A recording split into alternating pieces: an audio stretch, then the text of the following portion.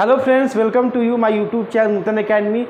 तो हम लोग बेहतरीन चैप्टर पढ़ यूनिट डायमेंशन। और डायमेंशन का लास्ट क्लास है।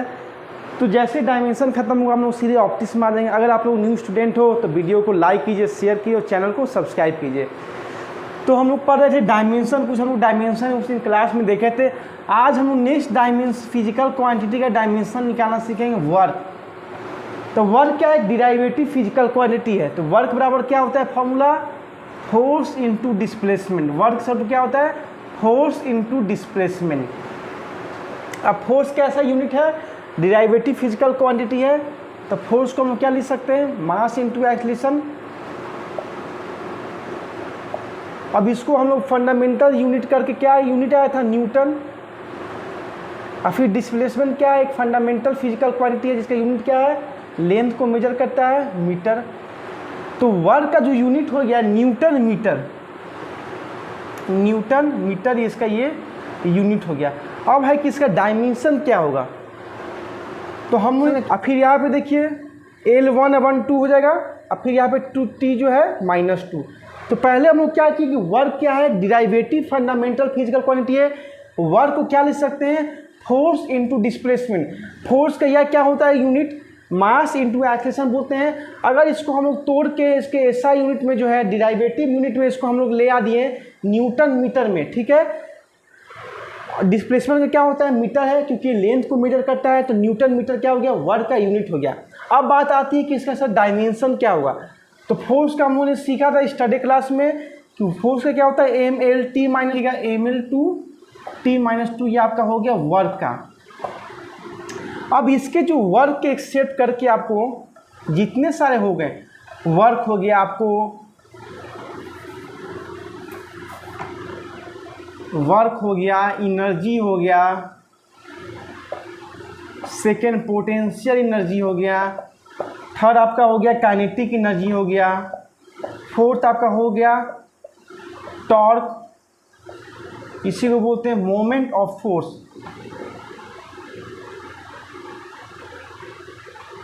ये सब का जो डायमेंशन है सेम है, ML2T-2 है। कितना होता है? ML2 M⁻1 L⁻2 और T⁻2। टॉर्क बेसिकली क्या होता है? R×F। ये बेसिकली पढ़ेगा रोटेशनल मोशन में टॉर्क। जो हम देखते हैं, जो हम लोग होता है, जो नट को जो बेसिकली खोलते हैं तो एक रिंच होता है। तो रिंच को हम लोग एक फोर्स लगा के उसको एक डिस्टेंस से उसको मूव कराते हैं। तो क्या करते हैं? उसमें एक टॉर्क अप्लाई करते हैं। टॉर्क क्या होता है? Perpendicular distance into force, RF sin theta इसको बोलते हैं। तो ये सब का डायमेंशन सेम होता है, ML2T-2। इसको याद रखिएगा, ठीक ना। अब सेकेंड आइए कुछ और देखा जाए डायमेंशन फिजिकल क्वांटिटी का। Angular frequency,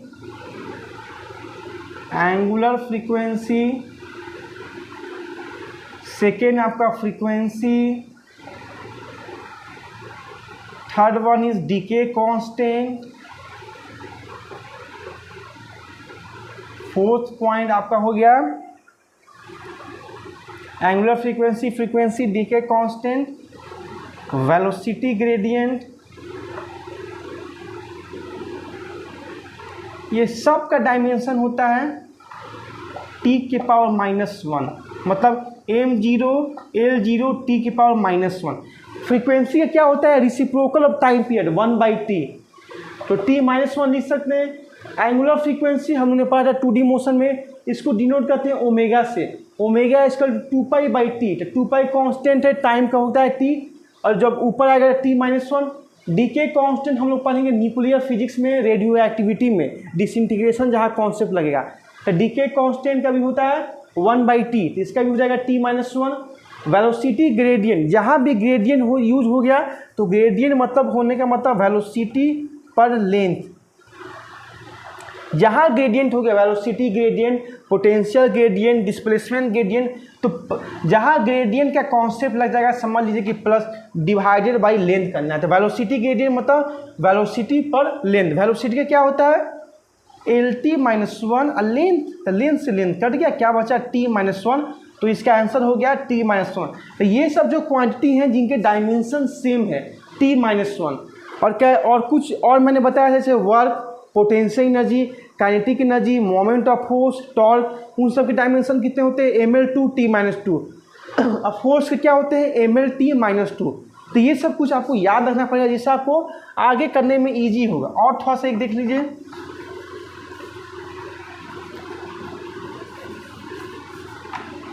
angular momentum, angular momentum, angular momentum और आपका हो गया एक प्लैंक कांस्टेंट।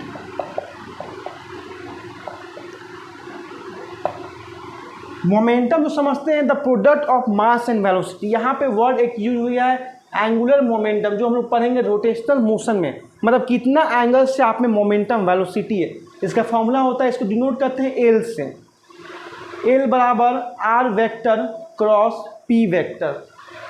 ये इसका एक और फॉर्मूला होता है एल बराबर आई इंटू ओमेगा।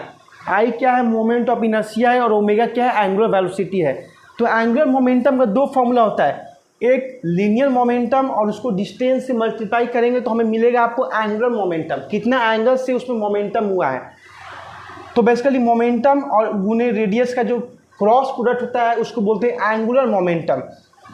तो इसका जो डायमेंशन होता है एंगुलर मोमेंटम का,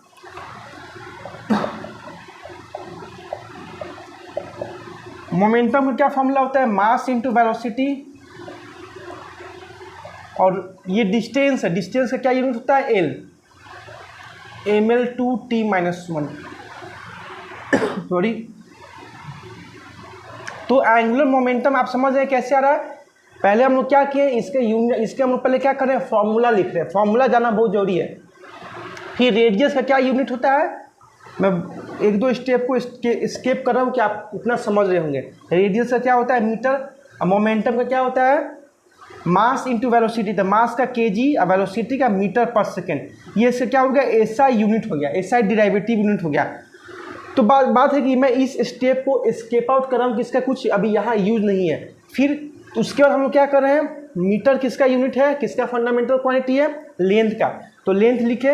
और फिर जो है मोमेंटम की केजी किसका है मास का है, और मीटर पर सेकेंड किसका है वेलोसिटी का है। तो वैसे करके हम लोग सॉल्व करके तो हमारा इतना डायमेंशन आ रहा है ml2t-1।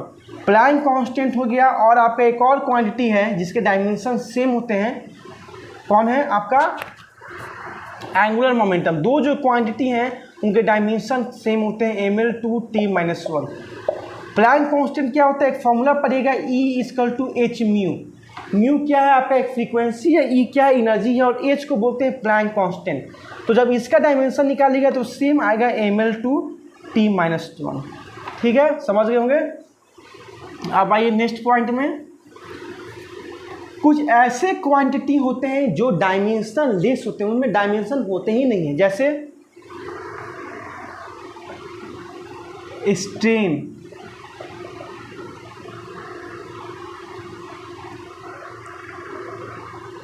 स्ट्रेन हो गया आपका, एंगल, एक्सपोनेंशियल, लॉगरिदम,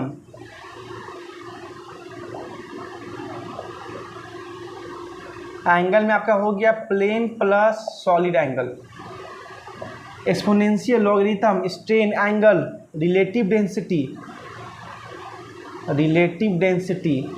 6 पॉइंट आपका हो गया रिफ्रैक्टिव इंडेक्स, जिसको म्यू से डिनोट करते हैं। स्ट्रेन पढ़िएगा आप इलास्टिसिटी में, स्ट्रेन का फॉर्मूला होता है change in length by original length, मतलब कितना लेंथ किसी रबर को खींच रहे हैं तो उसमें कितना एलोंगेशन आ रहा है, कितना आप उसमें कितना एक्सपेंशन और कितना कॉन्ट्रैक्शन आ रहा है।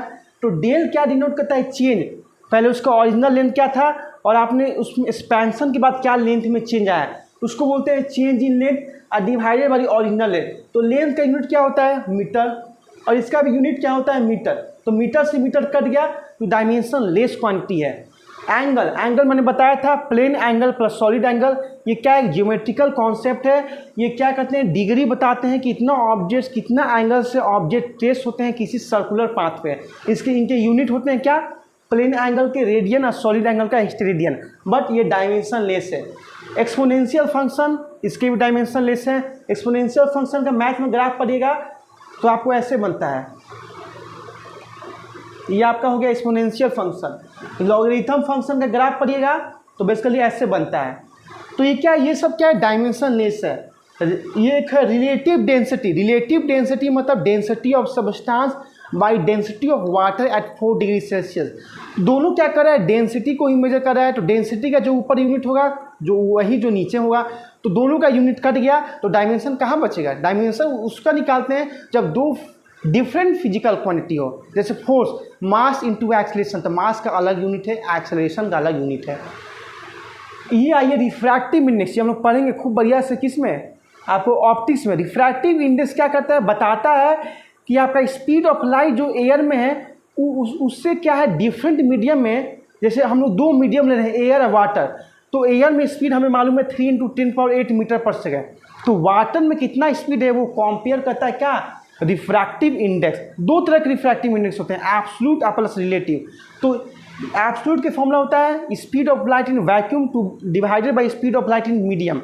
तो इनके भी जब हम निकालते हैं फॉर्मूला तो ये भी क्या है, डायमेंशन लेस क्वांटिटी है। तो ये सब कुछ क्वांटिटी है जो डायमेंशन लेस है। अब बाकी तो डायमेंशन बहुत इन्फिनाइट है, और जैसे जैसे हम लोग चैप्टर पढ़ते जाएंगे हम लोग डायमेंशन कैलकुलेट करते जाएंगे। ये थोड़ा सा एक क्या था, ओवरव्यू था, इतने से इस चैप्टर के लिए एनफ है।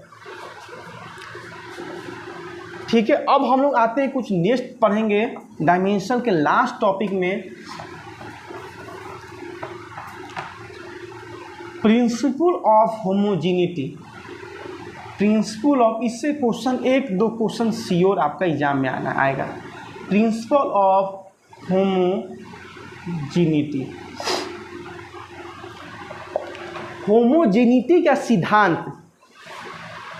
होमोजीनिटी एक पढ़ते हम लोग होमोसेपियंस, जिसमें बोलते हैं scientific name of human being is called Homo sapiens. तो कहने का मतलब क्या हुआ, होमोसेपियंस मतलब वैसे साइंटिफिक नेम जिसमें सिर्फ मानव जाति के बारे में हम लोग पढ़ते हैं। ये बोला है प्रिंसिपल ऑफ होमोजीनिटी। होमो मतलब सेम, जेनेसिस मतलब सेम स्पेसिस। तो यहाँ पे स्पेसिस कहने का मतलब क्या हुआ, कहीं ना कहीं यहाँ पे क्वांटिटी का बात होती है। किस बात होगी, क्वांटिटी की बात होगी। अब वो क्या होगी, सेम क्वांटिटी होगी।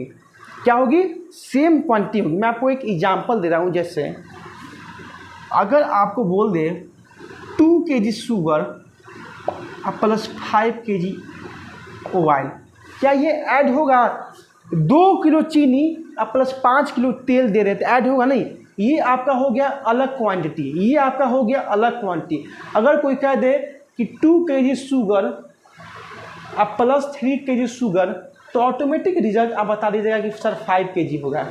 क्या है, ये भी सेम क्वांटिटी है शुगर और ये भी सेम क्वांटिटी है। तो ये क्या हो गया, होमोजेनिटी। होमो मतलब सेम और जेनेसिस मतलब स्पेसिस। यहाँ पे कौन सा स्पेसिस है, शुगर। ये देखिए चीनी है, यहाँ तेल है, ये ऐड नहीं हो सकता, ये डिफरेंट क्वांटिटी है। समझ गए होंगे होमो, इसका मतलब समझ गए होंगे होमोजेनिटी क्या। आइए एक और मैं आपको समझाता हूँ एग्जाम्पल से। एक मैं आपको ये दे रहा हूँ example, b - x² = 0। b - x² = 0। ये कोई इक्वेशन दिया है आपके फिजिक्स में, कोई भी ऐसा एक इक्वेशन दे देगा आपके क्वेश्चन में कि b - x² = 0। अब बोल देगा कि where x denote length. x किसको डिनोट कर रहा है, लेंथ को डिनोट कर रहा है। तो पूछेगा कि बताइए डायमेंशन बताइए इस कांस्टेंट b का। तो कैसे हम लोग निकालेंगे, कैसे हम लोग b का डायमेंशन कैलकुलेट करेंगे।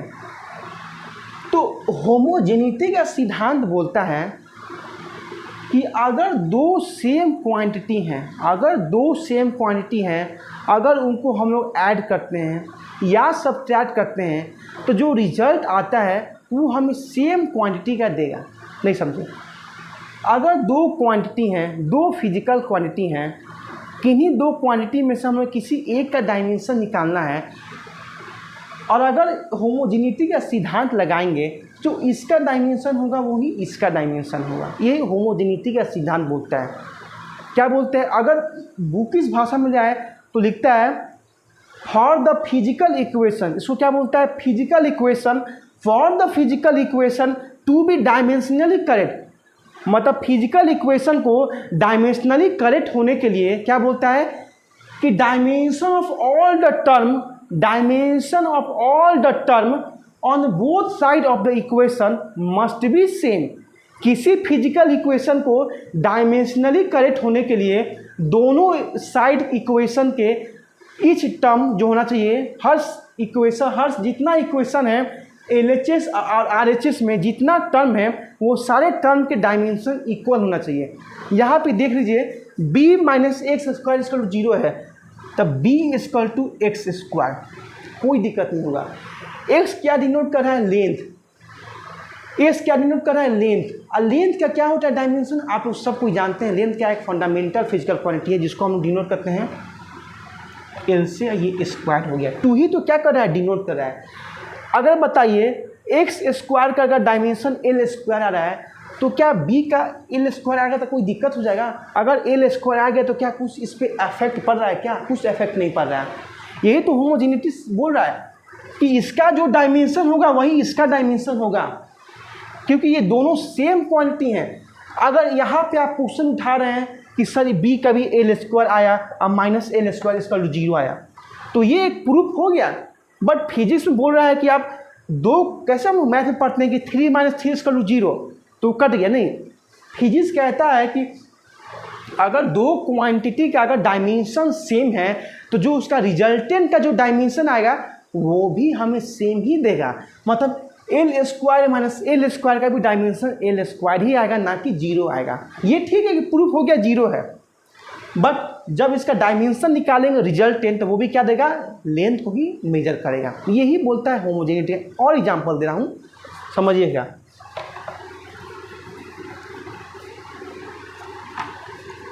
F equal to A root x, equation दिया रहेगा, कोई चिंता नहीं, एग्जाम में आपको इक्वेशन दिया रहेगा, कोई भी इक्वेशन दे देगा।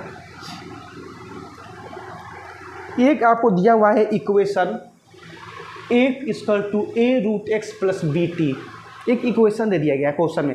आप पूछा है कि बताइए dimension of A and B. F क्या है? फोर्स को मेजर कर रहा है। एक्स किसको मेजर कर रहा है? डिस्टेंस को। और टाइम किसको मेजर कर रहा है भाई? टाइम, मतलब टाइम जो है समय बता रहा है। अब बोला है ए और बी का डायमेंशन क्या होगा। इससे आप तो ये क्या हो गया? एक दो इक्वेशन बन गए। लेफ्ट हैंड साइड में फोर्स है और राइट हैंड साइड में दो टर्म है। एक है ए अंडर रूट एक्स पहला टर्म, अगर इसको कंबाइन करें तो, और दूसरा आपका है बी टी है। मतलब RHS में दो टर्म है और LHS में एक टर्म है फोर्स। फोर्स का डायमेंशन क्या होता है? अभी आप लोग कैलकुलेट किए हैं, ML/T-2। ये क्या है? फोर्स का डायमेंशन है। हमें पूछा ए और बी का डायमेंशन। यहाँ पे लगाएंगे होमोजेनिटी का प्रिंसिपल। किसका प्रिंसिपल लगाएंगे? होमोजेनिटी का। बोल रहा है कि फोर्स का जो यूनिट होगा, फोर्स का जो डायमेंशन होगा वो इन दो टर्मों के इक्वल के बराबर होगा। मतलब जो फोर्स का जो डायमेंशन होगा वही आपका ए रूट एक्स का होगा प्लस बी टी का होगा। मतलब दोनों का आप निकालिएगा डायमेंशन तो सेम रिजल्ट देगा अगर हम लोग होमोजेनिटी का प्रिंसिपल लगाएंगे तो। मतलब दैट मीन्स अगर क्वेश्चन है ए इक्वल टू, ध्यान समझिएगा, A root x plus B T है, ये क्वेश्चन है ना। अब बोल रहा है कि रूट एक्स किसको डिनोट कर रहा है? डिस्टेंस को, ठीक है। अब यहाँ पे एक चीज़ बताइए, एक्स डिस्टेंस को मेजर कर रहा है, ए का डायमेंशन पूछ रहा है, तो क्या हम लोग यहाँ पे बोल सकते हैं कि जो डिस्टेंस का जो डायमेंशन होगा वही ए का होगा कि नहीं होगा? अभी मैंने आपको एग्जांपल दिया था, क्योंकि बोल रहा है कि डायमेंशन, क्योंकि अंडर रूट एक्स के साथ ए में है, तो जो एक्स का होगा डायमेंशन वही क्या होगा? ए का भी होगा। तो हम लोग बोल सकते हैं कि ए इक्वल टू क्या हो जाएगा? ए अंडर रूट एक्स जो है यहाँ पे लिख दिया, कोई दिक्कत नहीं है। आइए सेकेंड स्टेप में, force equal to A root x plus B T, ठीक है, कोई दिक्कत नहीं है। अब यहाँ पे ए रूट एक्स क्या है? Plus B T equal to force. सब धीरे धीरे हम लोग नहीं चल रहे हैं, ठीक है। प्रिंसिपल ऑफ होमोजेनिटी क्या बोल रहा है? किन्हीं दो फिजिकल इक्वेशन को, ये दो फिजिकल इक्वेशन है, डायमेंशनली करेक्ट होने के लिए क्या करना पड़ेगा कि dimension of all the term, जितने सारे टर्म हैं on both side of the equation must B correct होना चाहिए। क्या होना चाहिए? मस्ट बी करेक्ट होना चाहिए। तो एक चीज़ बताइए कि जो डायमेंशन फोर्स का होगा वही ए रूट एक्स का होगा कि नहीं। अगर हम उस टर्म वाइज ले, उसको सेपरेट लें, तो बोल सकते हैं, फर्स्ट यहाँ मैं रफ कर रहा हूँ कि F equal to A root x. यहाँ तक कोई प्रॉब्लम है तो बोलिए।